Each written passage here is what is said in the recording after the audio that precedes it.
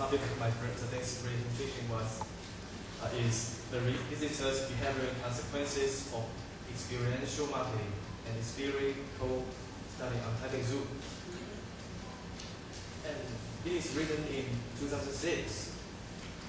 My presentation today was divided into 5 parts: introduction, methodology, result, conclusion, and my reflection. Earlier research is only focused on the relationships between experiential marketing, stimuli, and consumer experience, and the introduction and application of the experiential marketing. However, there's only little research on examining the relationships between experiences of the experiential marketing and the consequent consumer's behavior.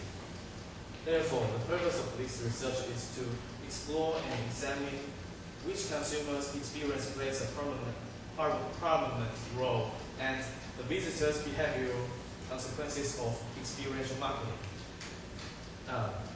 Since my this research is taking place in Taipei Zoo, so I make a brief introduction of Taipei Zoo. This data was collected in 2006. The area of Taipei Zoo was 165 hectares, and its animal amount were 3,154, and the species of animals were 457. And this excludes the butterflies and the creepers. And visitors in 2006 were 3,460,000. And these are some pictures of the Taipei Zoo. You can take a look at it. A lot of animals. Thank you. Okay. This is the structure of the research. First, experiential marketing can be divided into 5 experiences: sense, feel, think, act, and relate. And another factor in this research is emotion and satisfaction and behavioral intention. Based on previous research, the researchers made the hypothesis that all these have a positive relationship. And this is the methodology part. The researchers use a sampling strategy that next to past technique. It means that when we are making a participant to make our questionnaire, we only do the next participant when we finish this participant. What is that?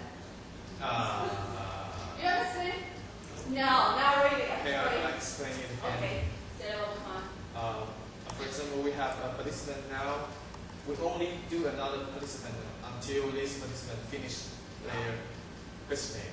So make sure that the participant complete everything, then you pass the paper to the second one. It's kind of so it's so-called next to pass technique. Right. So the time to finish the questionnaire. How long? I'm not so sure about that. How many items of the questionnaire? Totally a lot, actually. I didn't count it. A lot. So the visitor will just sit there and complete everything. Then if that person completes the questionnaire, then that person can enter into the room and observe the room. Because the researchers try to randomize the questions. And the place is taken place in Taipei Zoo. Its duration was from March 29th to April 6th in 2003. And participants were totally 405. And its instrument was questionnaire. And in these following slides, I will introduce the questionnaire items. This table is about the experiential marketing. As I mentioned before, the experiential marketing is divided in 5. And these are items. For example, sense marketing shows that Taipei Zoo tries to engage my senses and feel. Taipei Zoo tries to put me in a certain mood. And think marketing Taipei stimulates my curiosity and act marketing. I would like to share what I experienced in Taipei and relate marketing. Taipei induces me a sense of identity towards ecological conservation. By the way, if you are interested in this, you can take a look at those topics of the final 2 pages. So totally how many items? 14 items. Yeah. Okay, go on. And it used 5 liters point scales, which 1 represents strongly disagree and 5 represents strongly agree. And this item is about emotion understanding. It firstly is a